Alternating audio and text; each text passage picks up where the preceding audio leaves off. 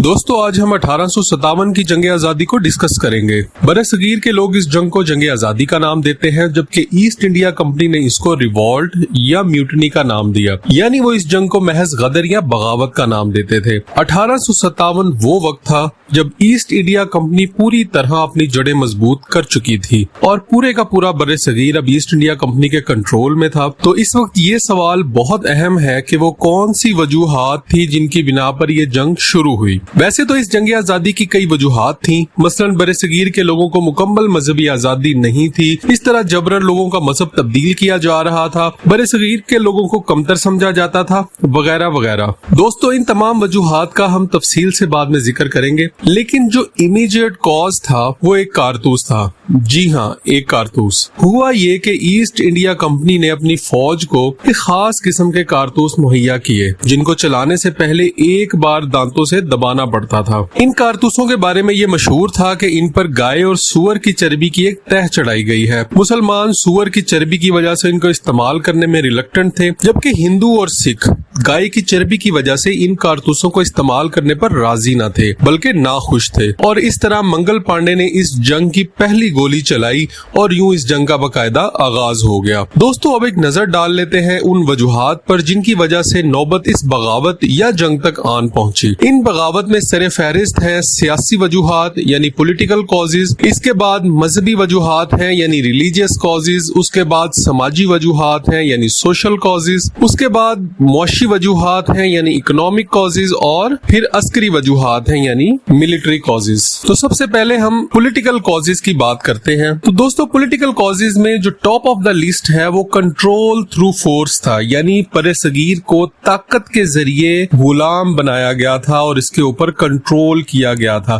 और आप ये जानते हैं दोस्तों कि किसी भी मुल्क को ताकत के जरिए ज्यादा अरसे तक दबा कर रखना मुमकिन नहीं होता। तो ये रिवॉल्ट या ये म्यूटनी या ये जंग जो है वो एक्सपेक्टेड थी। इसी तरह से डिग्रेडिंग इंडियन रूलर्स, जो यहाँ के रूलर्स हैं उनको डिग्रेड किया जाता था, उनके साथ बराबरी का सलूक नहीं किया जाता था। इसी तरह डॉक्ट्राइन ऑफ लैप्स टाइप के जो कवानीन है वो उनके जरिए उनकी जायदादें हथियाली जाती थी। तो इसी तरह उसके बाद नो इलेक्शन और नो डेमोक्रेसी का सिस्टम था। यहाँ पे कोई इलेक्शन नहीं थे, कोई डेमोक्रेसी नहीं थी, बल्कि सिर्फ एक बरतानवी राज था। यहाँ पर ईस्ट इंडिया कंपनी का कंट्रोल था। इसी तरह से नंबर 2 में हमारे पास जो है वो रिलीजियस कॉजेज हैं, जिसमें टॉप ऑफ द लिस्ट जो है वो कॉज है वो ये है कि यहाँ पे लोगों के बाय फोर्स रिलीजन कन्वर्ट करवाए जाते थे। अगर कोई गरीब शख्स उनके पास चला जाता था तो उसको थोड़ा सा आटा या थोड़े से चावल के अगेंस्ट जो है क्या किया जाता था, उसका रिलीजन चेंज कर दिया जाता था। इसी तरह से ओपन, तो यकीनन उस जमाने में जो लोगों के हालात थे वो बहुत खराब थे, स्पेशली बंगाल के अंदर जो है वो बहुत ज्यादा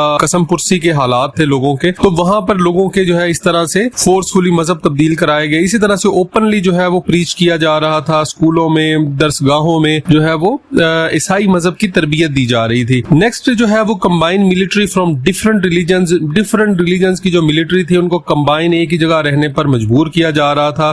ऑल्दो ये जानते हुए भी कि ये इस मुख्तलिफ मजाहिब के लोग आपस में एक दूसरे के साथ इनका रहना कितना मुश्किल है। ये मुसलमान हिंदू आपस में खाते नहीं है। इसी तरह से हिंदू जो ऊपर वाली जात के हैं और वो बरहमन है या वो अछूत के साथ जो है वो बैठ के या उनके साथ खाना खा के राजी नहीं है। लेकिन इन तमाम चीजों को जो है वो बलाए ताक रख दिया गया। डिसरिस्पेक्ट ऑफ रिलीजन जो है वो इस हद तक थी, आप इससे अंदाजा लगाएं कि हिंदुओं की कुछ जातें ऐसी हैं जो कि सी ट्रैवल को पसंद नहीं करती, उनको जानबूझकर सी ट्रैवल करवाया जाता था। इसी तरह से सिखों को शेव करने पर मजबूर किया जाता था। हालांकि आप लोगों को पता है कि सिख जो है वो उनके मजहब में बाल कटवाना जो है वो सख्ती से मना है। नंबर 3 पे हमारे पास सोशल कॉजेज हैं। इंडियन हिस्ट्री को बैन कर दिया गया था, ना इंडियन हिस्ट्री पढ़ाई जाती थी और ना बताई जाती थी। इसी तरह से इंडियन जो है उनको एज ए स्लेव ट्रीट किया जाता था। इंडियंस के लिए ये जरूरी था कि जब भी कोई ब्रिटिशर उनके पास से गुजरे तो वो उसको सलाम कहें और उस वक्त तक अपनी जगह से ना जाए जब तक वो वहां से चला ना जाए। और इवन के कई क्लब्स के ऊपर और कई पार्क्स के सामने ये बोर्ड लगे हुए थे कि Indians and dogs are not allowed. इसका मतलब ये था कि इंडियंस को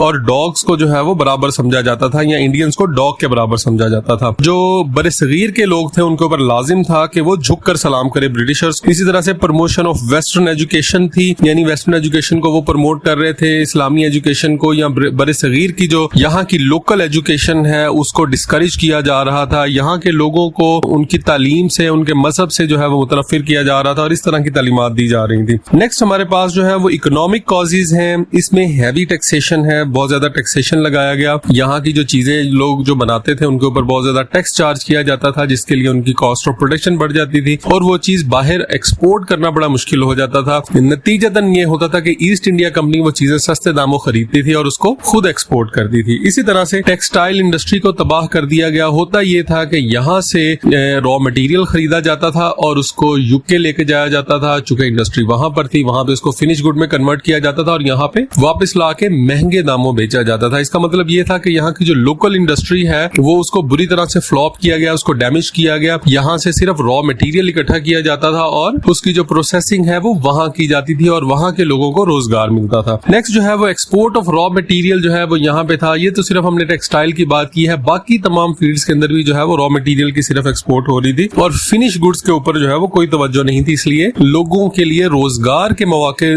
दिन ब दिन कम होते चले जा रहे थे। इसके अलावा जो है वो एक और पहलू जो इकोनॉमिक कॉज है वो ये थी कि लोगों से फोर्सफुली लेबर करवाई जा रही थी और उनको थोड़े पैसे दिए जा रहे थे। यानी अगर एक ब्रिटिशर है, अगर उसको एक काम के जो है वो $10 मिल रहे हैं, तो अगर उसकी जगह अगर कोई बड़े सगीर का कोई मुसलमान है, हिंदू है या सिख है, तो उसको उसकी हाफ से भी कम पेमेंट की जाती थी। यानी इस तरह से उनका मुआशी इस्तेहसाल किया जा रहा था। नेक्स्ट हमारे पास जो है वो मिलिट्री कॉज है। ऑफिसर रैंक के जो लोग हैं वो तमाम के तमाम ब्रिटिशर्स थे और वहां तक जो है वो इंडियंस का जाना या उन रैंक्स के अंदर प्रमोट होना पॉसिबल नहीं था। इस तरह लो रैंक जितने भी थे वो सारे इंडियंस के पास थे और ये ऐसे रैंक्स थे कि जहां पर जो है वो कोई डिसीजन मेकिंग नहीं थी, बल्कि आपके पास एक ऑर्डर आता था और आपने उस ऑर्डर को बस एग्जीक्यूट करना होता है। इसका मतलब ये है कि मुस्तकबिल में भी बेहतरी की कोई उम्मीद नजर नहीं आ रही थी, तो इसलिए यहाँ के लोगों ने मायूस होकर इस तरह का कदम उठाया। नेक्स्ट जो है वो नो रिलीजियस रिस्पेक्ट है। मिलिट्री के अंदर भी कोई रिलीजियस रिस्पेक्ट नहीं थी। तमाम सेक्टेरियन, तमाम सेक्ट्स के जितने भी फौजी हैं उन सबको इकट्ठा रखा जाता था, तमाम रिलीजन्स के लोगों को इकट्ठा रखा जाता था और उनके जो मजहबी जज्बात हैं उनको मजरूह किया जाता था और एक तरह की जो है वो काइंड ऑफ स्लेवरी थी। यहाँ पे लोगों को जो है वो गुलाम बनाया गया था। तो दोस्तों ये वो तमाम वजूहात थी जिनकी बिना पर 1857 की जंग आजादी लड़ी गई। चूंकि इस जमाने में मोबाइल फोन या मवासलात का कोई तेज रफ्तार निजाम मौजूद नहीं था, इसलिए जंग शुरू करने का पैगाम देना भी एक चैलेंज था। चुनाचे इस मसले को इस तरह हल किया गया कि एक सुर्ख गुलाब और रोटी को जंग के निशान के तौर पर पहुंचाया गया और तय ये हुआ कि जहां जहां ये गुलाब और रोटी पहुंचेगी वहां वहां बगावत होगी या ऐलान जंग होगा। इस जंग को मुख्तलिफ रियासतों से मुख्तलिफ लीडर जो है वो लीड कर रहे थे। मसलन नाना साहब कानपुर से, बेगम हजरत महल ओद से, इसी तरह खान बहादुर खान बरेली से, मौलवी लियाकत अली इलाहाबाद से और रानी लक्ष्मीबाई झांसी से। तो ये वो तमाम लीडर थे जो मुख्तलिफ इलाकों से इसको लीड कर रहे थे। और यहाँ एक बात काबिल जिक्र है कि इस जंग के मरकजी रहनुमा बहादुर शाह जफर ही थे, जिनको इस जंग की कमान सौंपी गई। बंगाल से ये रिवॉल्ट शुरू हुआ और उसके बाद दिल्ली पर कब्जा कर लिया गया। इस जंग का आगाज निहायत हौसला अफजा था। ईस्ट इंडिया कंपनी की फौज पसपा हो रही थी और हिंदुस्तानियों का पलड़ा भारी था। यहाँ तक कि ये अफवाह भी फैला दी गई कि कंपनी राज खत्म हो गया है और एक बार फिर बहादुर शाह जफर हुक्मरान बन गए हैं। लेकिन ये महज एक खुशफहमी थी। जो ही कंपनी सरकार को बरतानिया से फौजी इमदाद मिली तो हिंदुस्तानियों की फौज ताजा दम दस्तों का सामना न कर सकी और रेत की दीवार साबित हुई। इस पसपाई की बड़ी वजह ना तजर्बाकारी और ना अहली थी, जबकि दूसरी तरफ बरतानवी फौज बहुत बड़ी जंगों से गुजरी थी। ये जंग उनके लिए बहुत बड़ा चैलेंज नहीं थी। चुनाचे वो दोबारा गालिब हो गए और इस बार इन्होंने हिंदुस्तानियों के खून की नदियां बहा दी। यहाँ तक कि जंग आजादी के कैदियों को तोपों के सामने बांधकर उड़ा दिया जाता और बेशुमार लोगों को सरेआम फांसी दी गई और उनकी लाशों को कई कई माह तक लटकाया जाता ताकि लोगों को इबरत हासिल हो और कोई दोबारा ऐसी हिम्मत न करे। इस तरह ये जंग आजादी अपने इख्तिताम को पहुंची और हिंदुस्तानियों को शिकस्त का सामना करना पड़ा। दोस्तों ये जंग आजादी तो खत्म हो गई, लेकिन इसके कुछ रिजल्ट्स थे, कुछ आउटकम्स थे। तो आइए देखते हैं कि आखिर वो क्या इम्प्लीकेशंस थी, क्या रिजल्ट्स थे, क्या आउटकम्स थे जो इस जंग के खात्मे के साथ जो है वो पैदा हुए। सबसे पहले जो है वो इंडियन नेशनलिज्म की हम बात करेंगे। जहां इस जंग में हिंदुस्तानियों को बेपनाह जानी और माली नुकसान हुआ, वहां दूसरी طرف जज्बा हुब्बुल वतनी को भी फरोग मिला।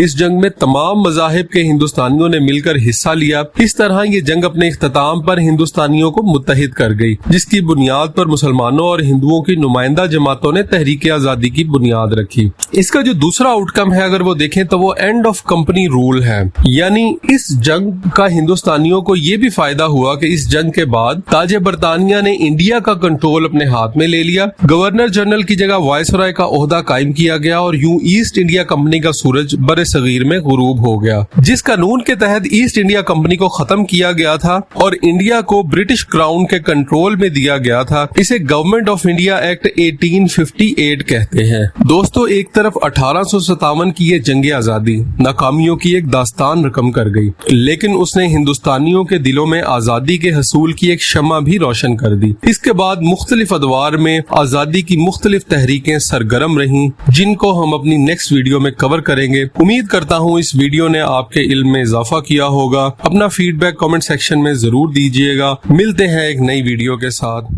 अल्लाह हाफिज।